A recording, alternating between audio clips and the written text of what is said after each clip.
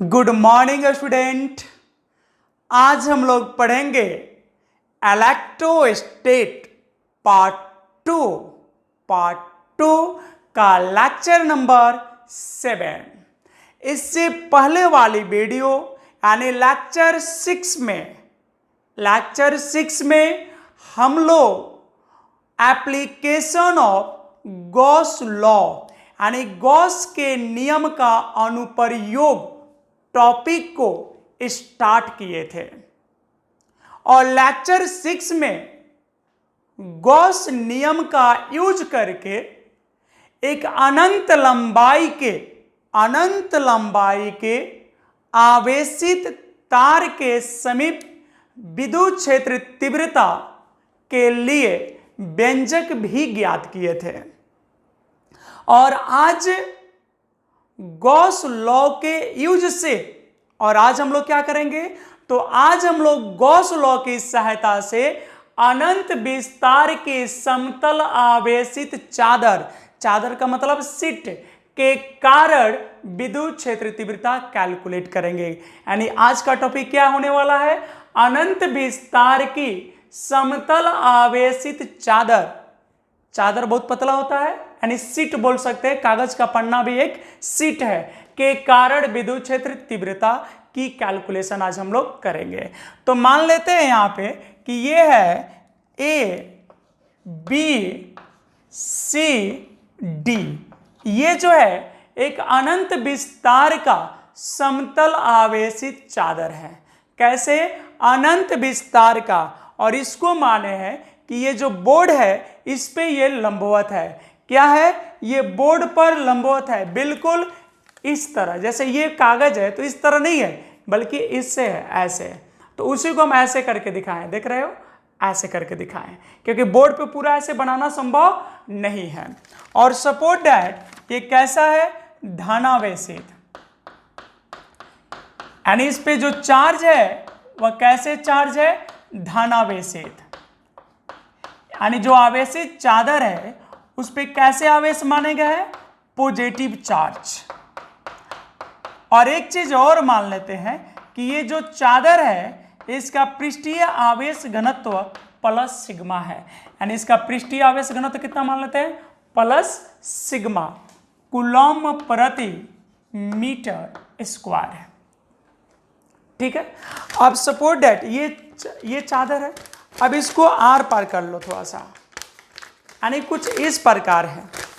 जैसे ये चादर है, अब यहां पे ऐसे कर रहा है, ये देख रहे हैं आप, देखो तो दिख रहा है, तो कह रहा है कि कितनी दूरी पे, आर दूरी पे एक बिंदु P है और इसी P बिंदु पर विद्युत क्षेत्र तीव्रता आपको बताना है इस चादर के कारण, इस आवेशित चादर के कारण। यहाँ पे आर दूरी पे एक बिंदु है और उसी P बिंदु पर विद्युत क्षेत्र तीव्रता बतानी है आपको।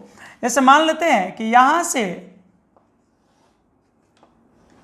कितनी दूरी पे, आर दूरी पे, ये जो दूरी है ये आर है और यहां पे एक बिंदु P है और इसी P बिंदु पर विद्युत क्षेत्र तीव्रता आपको बतानी है। ठीक है।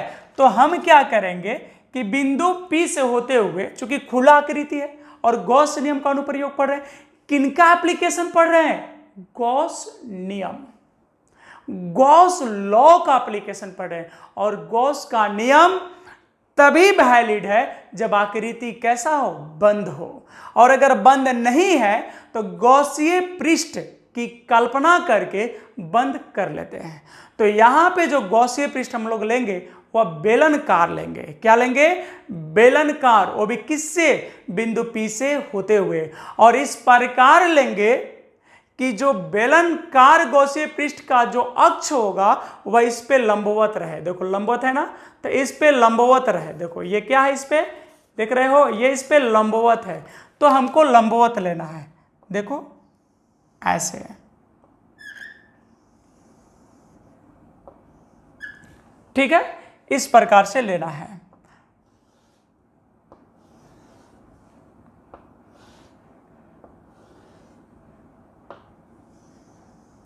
बिंदु P से होते हुए गॉसीय पृष्ठ की कल्पना कर दी है।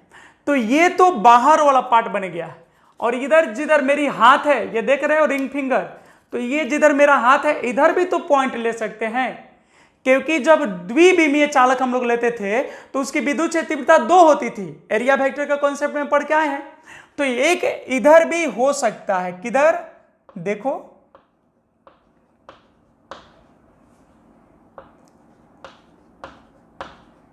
तो अगर शीट को आर पार कर दे हम तो एक ऐसे भी होने वाला है।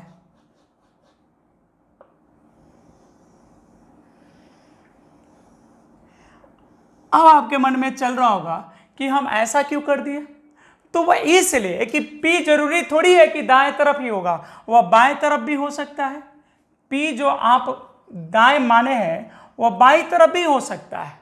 ठीक है, अब इस बिंदु पर विद्युत क्षेत्र तीव्रता बताना है हमको। तो सबसे पहले कि ये तो पार्ट दिखेगा नहीं, क्योंकि यहाँ पे जो बेलन है वह ऊपर है, तो जब यहाँ पे बेलन ऊपर है तो वो तो दिखेगा नहीं।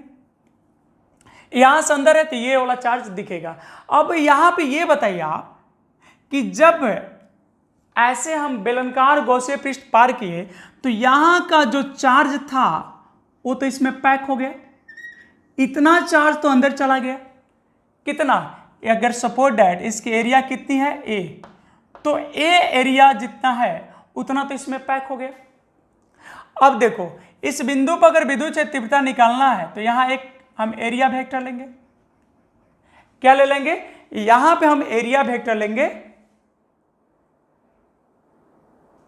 एरिया वेक्टर हमने ले लिया। अब इसी बिंदु पर अगर मान लो कि यहां पे जो ऐसे सरफेस है, जैसे ये वाला है, तो यहां पे जो सरफेस बंद हुआ है वहां पे कुछ चार्ज है, यहां पॉजिटिव चार्ज रखेंगे तो विद्युत क्षेत्र तीव्रता किधर होगा, बाहर। तो यहां पे अगर विद्युत क्षेत्र तीव्रता भी बना है तो वो भी किधर हो जाएगा, बाहर। तो यहां पे विद्युत क्षेत्र तीव्रता हो गया बाहर की ओर और एरिया वेक्टर भी बाहर की ओर।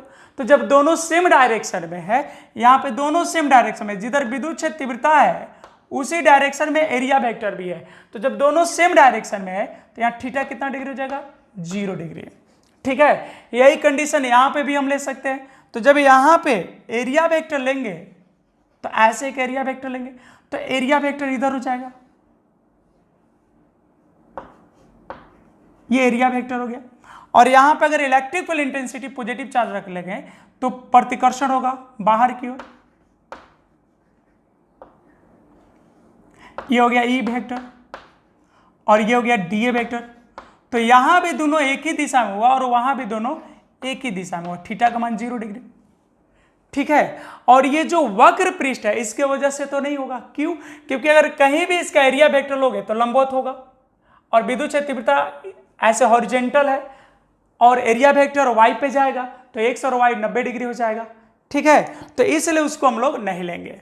अब कुछ लैंग्वेज ले लेते हैं।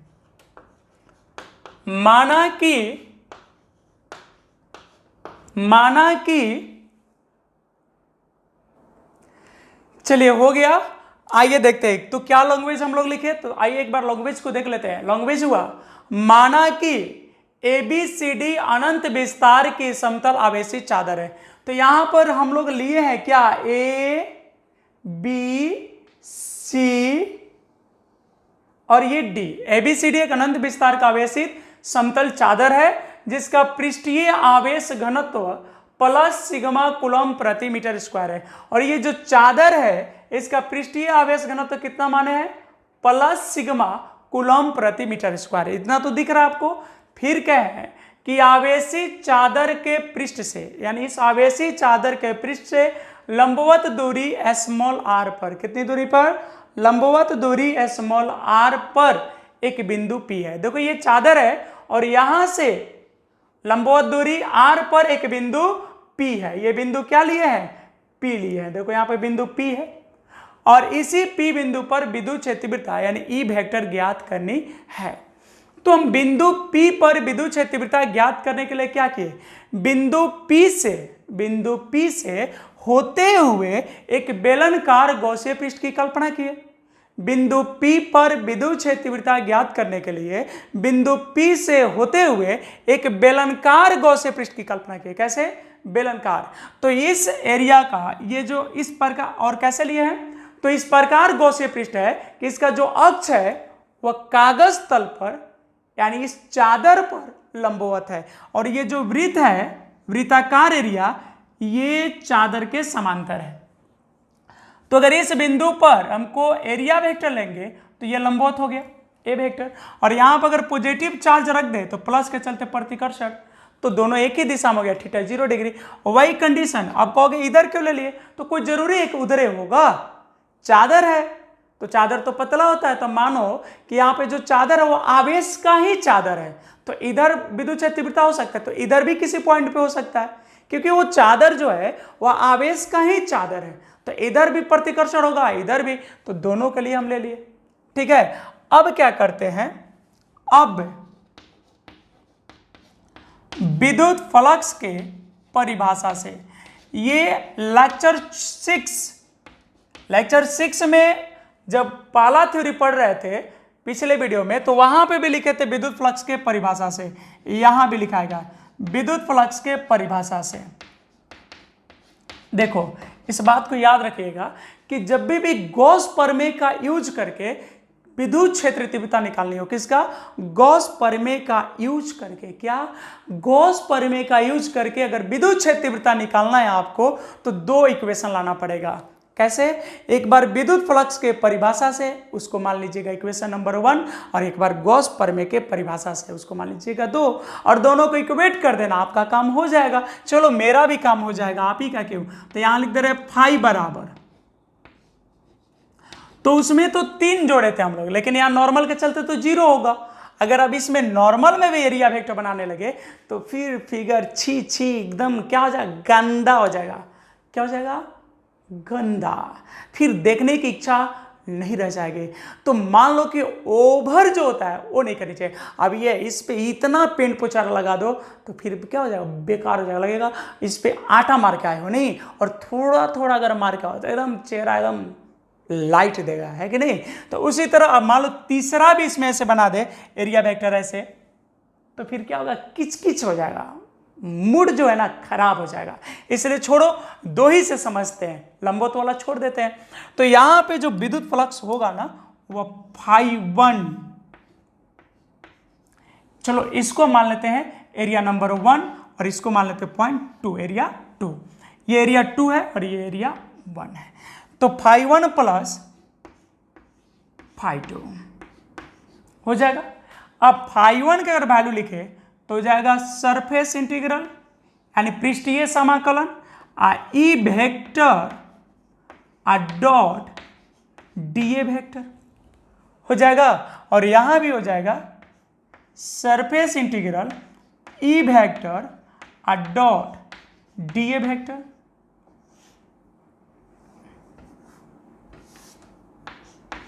ठीक है, अब देखते हैं यहां पे तोड़ के, दिख रहा है आपको, फाई बराबर दिख रहा है, चलो काम चल जाएगा, फाई बराबर, तो ये 1 है और ये 2 है।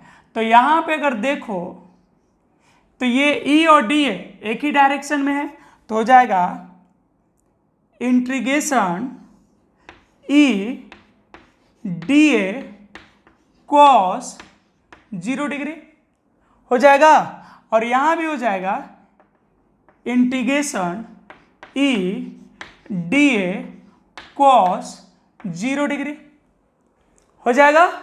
अब आप ही बताओ फाई बराबर कितना हो गया, तो फाई बराबर हो गया, अब फाई बराबर ई बारी हो गया, ई आइए कॉस 0 1 हो जाएगा, इंटीग्रेशन डी ए, अब प्लस ई बाहर कर दिए, इंटीग्रेशन डी ए। अब कहोगे cos 0 कहां गया, तो cos 0 का वैल्यू कितना होता है हीरो, 1 होता है। तो फाई बराबर हो गया ई ए अब प्लस ई ए यानी बराबर हो गया 2EA, और इक्वेशन नंबर 2 लिख सकते हैं। इतना देख लो, समझ में आ रहा है इतना। तो फाई बराबर कितना हो गया, EA प्लस EA, तो हो गया 2EA। अब हमको यूज करना है किसका, गॉस प्रमेय का यूज करना है। किसका यूज करना है, गॉस प्रमेय का। तो देखो यहां पे, अब कहां से, गॉस प्रमेय से, गॉस प्रमेय से।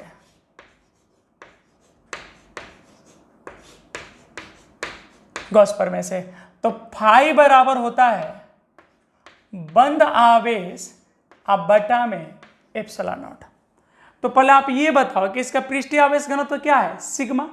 इसका पृष्ठीय आवेश घनत्व क्या है, सिग्मा। और सिग्मा बराबर होता है कुल आवेश बटा में कुल एरिया। पढ़े हैं, सिग्मा बराबर क्या होता है, क्यू बाई ए, यानी सिग्मा बराबर होता है कुल आवेश बटा में क्षेत्रफल। पृष्ठीय आवेश घनत्व पढ़े थे ना हम लोग आवेश वितरण में, आवेश घनत्व में। तो सिग्मा बराबर क्यू बाई ए, तो क्यू बराबर सिग्मा ए हो जाएगा। तो यहां पे क्या लिख देंगे, सिग्मा ए अब बटा में एप्सिलॉन नॉट। और ये हो जाएगा आपका समीकरण 2। ये हो जाएगा समीकरण 2। अब कहां से, समीकरण 1 और 2 से। चलो ठीक है, अब आगे दूसरे जगह दिखा देते हैं। तो ये दोनों हो गया ना। अब ऐसा मत कीजिएगा कि इसके बाद ये लिख दीजिएगा, इसके बाद यही लिखिएगा और उसके बाद यहां पे आइएगा, ठीक है। तो चलिए अब देखते हैं समीकरण 1 और 2 से। तो आराम से समझ लीजिएगा, जैसे ठीक है ना, फाई बराबर इसके बाद ये लिखे और वो दूसरा स्टेप है। तो अब दोनों को बराबर करके देखते हैं आगे क्या होता है, कुछ मिटाना पड़ेगा बोर्ड पे। चलिए देखते हैं समीकरण 1 और 2 से क्या होता है। तो समीकरण 1 है, पहले लिख दे रहे हैं यहां पे, समीकरण 1 और 2 से, समीकरण 1 और 2 से, ठीक है। तो समीकरण 1 क्या है, समीकरण 1 है 2EA और समीकरण 2 है सिग्मा ए अब बटा में एप्सिलॉन नॉट। यही है ना, यह समीकरण 2 हो गया, समीकरण 1 हो गया। और दोनों का LHS फाई है, यानी विद्युत फ्लक्स है, तो कुछ कट जाएगा यहाँ पे। देखो ये एरिया और ये एरिया कैंसिल हो गया, और हमको चाहिए विद्युत क्षेत्र तीव्रता। तो E बराबर हम लोग लिख सकते हैं सिग्मा, और ये 2 जब इधर जाएगा तो जाएगा 2 एप्सिलॉन नॉट, यानी कितना हो गया, E बराबर आ गया सिग्मा बटा में 2 एप्सिलॉन नॉट। यही आपका सूत्र हो गया।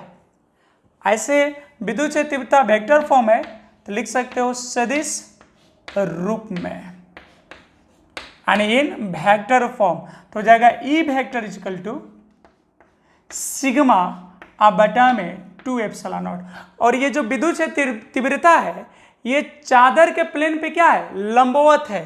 तो लंबवत को हम लोग क्या लिखते हैं, एकांक सदिश n कैप, तो लिख देंगे n कैप, ठीक है।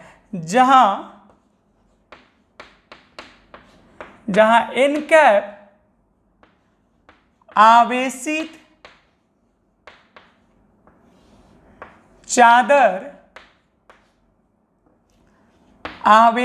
चादर के तल पर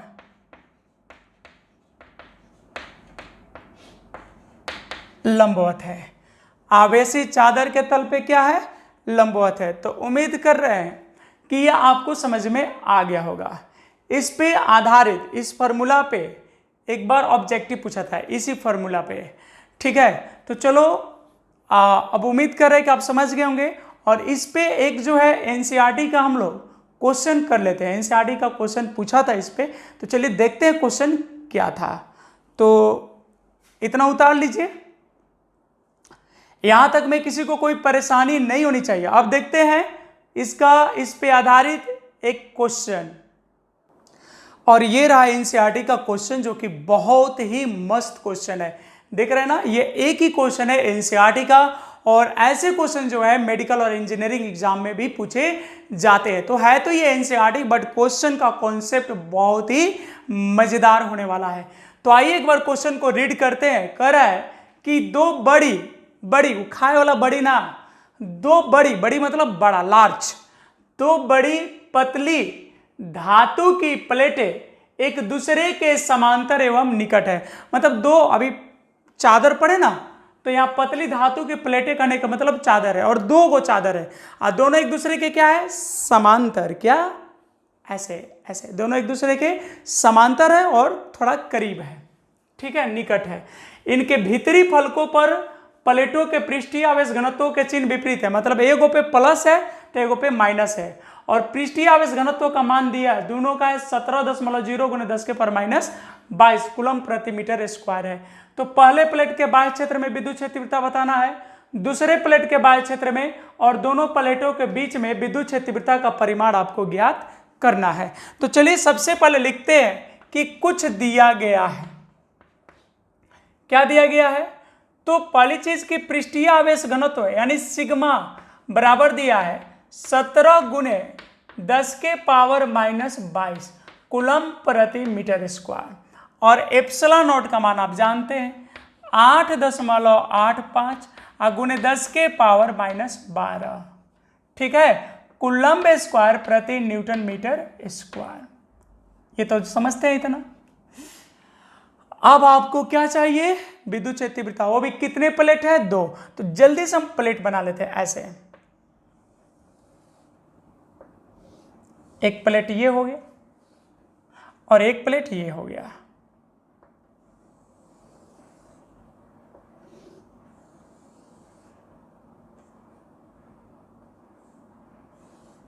ये 2 प्लेट हो गया, ठीक है। इसको ऐसे लंबवत रखे, जनरली ये क्या है? ये लंबवत है आपका, थोड़ा सा ऐसे दिखने लगेगा कि हाँ लंबवत है।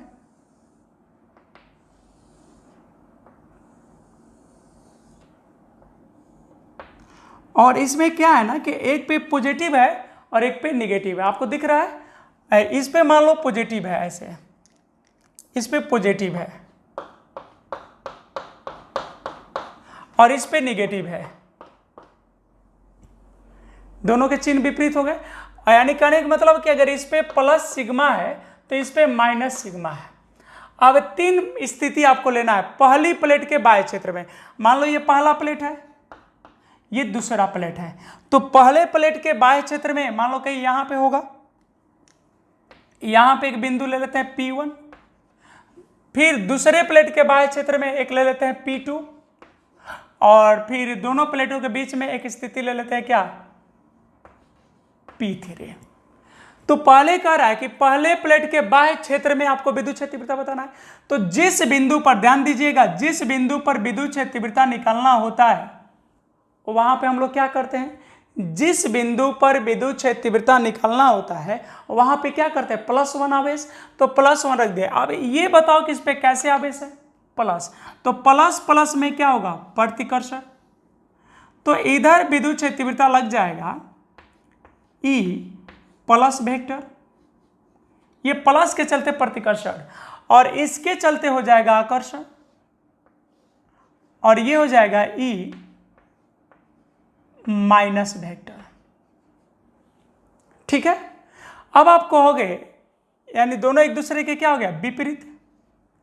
अब यहां पे बनाओगे दूसरे प्लेट के दाईं तरफ, दूसरे प्लेट के बाह्य क्षेत्र में, तो यहां पे प्लस इसके चलते प्रतिकर्षण, यानी ये हो गया E प्लस, इसके चलते प्रतिकर्षण और इसके चलते आकर्षण, ये हो गया E माइनस। अब यहां पे अगर बीच में कभी निकालते तो यहां पे +1 रखते, तो यहां पे ध्यान दीजिएगा, इसके चलते प्रतिकर्षण, इसके चलते आकर्षण, तो यहां पे दोनों एक ही दिशा में हो गया, E प्लस और यहां हो गया E माइनस। क्या कहा है यहां पे कि दोनों प्लेट एक दूसरे के काफी निकट है, तो ये विद्युत क्षेत्र तीव्रता E प्लस और E माइनस का मान जो है दोनों का क्या होने वाला है? बराबर होने वाला, दोनों का परिमाण जो है बराबर होगा। दोनों का परिमाण बराबर इसलिए होगा क्योंकि दोनों का पृष्ठीय आवेश घनत्व तो बराबर है। आइए ना देखते हैं एक नंबर, ए नंबर क्वेश्चन क्या है? पहली प्लेट के बाह्य क्षेत्र में, तो पहली प्लेट के बाह्य क्षेत्र में परिणामी विद्युत क्षेत्र तीव्रता हो जाएगा E वेक्टर बराबर E plus vector plus E minus vector हो जाएगा। बोलो, विद्युत क्षेत्र तीव्रता कैसी राशि है? सदिश राशि। तो ये दोनों विद्युत क्षेत्र तीव्रता के सदिशीय योग के क्या होगा? बराबर। तो यहां पे दोनों एक दूसरे के क्या है? विपरीत है, तो विपरीत है तो यहाँ थीटा का मान कितना है? 180 डिग्री। 180 पर हम लोग क्या करते हैं? घटा देते हैं, तो परिमाण जो हो जाएगा E बराबर जो हो जाएगा हो जाएगा ई प्लस बीच में माइनस ई माइनस है। प्लस इसलिए हो गया क्योंकि 180 है, तो ये प्लस किस में बदल गया, माइनस में। जैसे हम लोग पढ़े हैं आर वेक्टर बराबर A vector plus B vector, vector में पढ़ना था 11 क्लास में। तो जब थीटा 180 होता है तो आर बराबर होता है ए माइनस बी, तो उस तरह घटा दिए। अब यहां पे थोड़ा गौर कीजिएगा, ई बराबर हो जाएगा ई प्लस, तो इसका क्या था पृष्ठीय घनत्व प्लस सिग्मा अब बटा में 2 एप्सिलॉन नॉट, पढ़े ना एक प्लेट के कारण आई माइनस उसका भी कितना हो जाएगा सिग्मा अब बटा में 2 एप्सिलॉन नॉट। ठीक है, अब ये मत कहिएगा कि सर यहाँ पे माइनस है तो यहाँ पे फिर माइनस करके, नहीं, उसी माइनस के चलते ने इसका दिशा बदला है, उसका भी तो परिमाण इतने ना होता है सिग्मा बाई 2 एप्सिलॉन नॉट। तो सिग्मा बाई 2 एप्सिलॉन नॉट और sigma by 2 epsilon not cut के कितना गया 0 न्यूटन पर कूलम। तो वैसे भी यहां पर विपरीत था, दोनों की दिशा विपरीत थी, यानी कहने का मतलब है कि यहां पे दोनों विद्युत क्षेत्र तीव्रता का परिमाण बराबर होगा। चिन्ह से मतलब थोड़ी है, आवेश में हम लोग विद्युत क्षेत्र तीव्रता यहां पे बात करें तो विद्युत क्षेत्र तीव्रता कहीं ना कहीं विद्युत बल से रिलेटेड है। अब विद्युत बल में हम लोग क्या लेते हैं 1/4 pi epsilon not mod q1 into mod q2, तो माइनस तो रह नहीं जाता है। तो जब विद्युत बल में ही माइनस नहीं रहा तो विद्युत क्षेत्र तीव्रता में माइनस कहां से होगा। तो परिमाण दोनों का बराबर और दिशा विपरीत, तो रिजल्ट 0 आ गया। अब इसी पे देखते हैं दूसरा क्वेश्चन, इसमें एक और क्वेश्चन है। तो दूसरा कहां है, बी नंबर है दूसरी प्लेट के बाह्य क्षेत्र में। तो दूसरी प्लेट के बाह्य क्षेत्र में तो यहां भी फॉर्मूला वही हो जाएगा, ई वेक्टर बराबर E plus vector plus E minus vector, ये वाला बना रहे। इन दोनों के बीच का भी जो कोण है वह कितने डिग्री है 180 डिग्री, यहां भी 180 डिग्री का कोण है। तो ई जो है ई बराबर हो जाएगा ई प्लस बीच में माइनस ई माइनस। फिर ई प्लस का वैल्यू कितना लिख सकते हैं, या आवेशित चादर के कारण विद्युत क्षेत्र तीव्रता इसी थ्योरी में हम लोग निकाले हैं सिग्मा बटा में 2 एप्सिलॉन नॉट माइनस फिर हो जाएगा इसके लिए सिग्मा बाई 2 एप्सिलॉन नॉट। तो फिर ये कट के कितना आ गया 0, तो यहां भी हो गया 0 न्यूटन पर कूलम। इसमें एक क्वेश्चन और रह गया, ठीक है, इतना स्पष्ट है। अब देखेंगे क्वेश्चन नंबर 3। चलो क्वेश्चन नंबर 3 देखने से पहले एक बार और बात कर लेते हैं, कहीं प्रॉब्लम नहीं ना आपको। देखो जितना परिमाण विद्युत क्षेत्र तीव्रता का परिमाण जितना इसके लिए होगा उतना ही इसके लिए होगा। अब आप कहोगे सर इस पे प्लस है इस पे माइनस है, तो देखो माइनस के चलते दिशा बदल रहा है ना, प्रतिकर्षण आकर्षण और आवेश के प्रकृति के कारण ही हो रहा है, लेकिन दोनों की विद्युत क्षेत्र तीव्रता का परिमाण क्या लिया जाएगा बराबर। तो यहाँ पे 2 बराबर है, अब विपरीत है तो रिजल्ट 0, यहाँ भी 0 हो गया। अब बच गया इसका यानी सी नंबर। तो देखते हैं सी नंबर क्या होता है। चलो सी नंबर देखते हैं। तो सी नंबर हो जाएगा, देख रहे हो ना सी नंबर बीच में, दोनों प्लेटों के बीच में। तो ई बराबर हो जाएगा ई वेक्टर बराबर, यहां पे लिख सकते हैं हम ई वेक्टर बराबर E plus vector plus E minus vector. अब दोनों का इस बार का जो बीच का कोण है वह थीटा हो जाएगा 0 डिग्री, क्योंकि दोनों एक ही दिशा में है। तो जब 0 डिग्री हो जाएगा तो अगर आर वेक्टर बराबर A vector plus B vector हो और बीच का कोण 0 डिग्री हो तो आर बराबर होता है ए प्लस बी। तो यहां हो जाएगा ई बराबर E plus plus E minus, ठीक है। तो ई प्लस का वैल्यू कितना है बोलो, तो ई बराबर हो जाएगा यहाँ पे सिग्मा बटा में 2 एप्सिलॉन नॉट फिर हो जाएगा प्लस सिग्मा बटा में 2 एप्सिलॉन नॉट। तो हो गया सिग्मा बटा में एप्सिलॉन नॉट हो जाएगा ना, दोनों को जोड़ेंगे तो ई बराबर, ठीक है। तो सिग्मा का वैल्यू कितना दिया है 17 गुने 10 के पावर -22 और एप्सिलॉन नॉट का वैल्यू 8.854 गुने 10 के पावर -12, ठीक है। इसमें इससे भाग दोगे तो आ जाएगा 1.92, यानी 17 भागा 8.85 करोगे तो आ जाएगा कितना 1.92। ये ऊपर जाएगा तो +12, तो 22 में से 12 घट जाएगा तो 10 के पावर कितना बच जाएगा -10। मात्रक हो जाएगा वोल्ट प्रति मीटर, या आप लिख सकते हैं न्यूटन प्रति कूलम। ठीक है, तो ये आज का रहा मजेदार न्यूमेरिकल, ये एनसीईआरटी का क्वेश्चन था और उम्मीद कर रहे हैं कि आपको समझ में भी आया होगा। तो चलिए इसको देख लीजिए, उतार लीजिए, ठीक है, और समझ के लिखिएगा घर पे। ठीक है, तो आज इतना ही रहने देते हैं और अब हम आपसे मिलते हैं नेक्स्ट क्लास में, नेक्स्ट वीडियो में। ठीक है, तो चलिए अब दूसरे वीडियो में हम लोग देखेंगे नेक्स्ट टॉपिक को। तो एक चीज़ वही है कि आप लोग लाइक नहीं कर रहे हैं, लाइक करने में ज़्यादा समय नहीं होता है, तो थोड़ा सा वीडियो को लाइक कर दीजिए, शेयर कीजिए और सब्सक्राइब कीजिए। ठीक है, तो एक चीज़ कह दे कि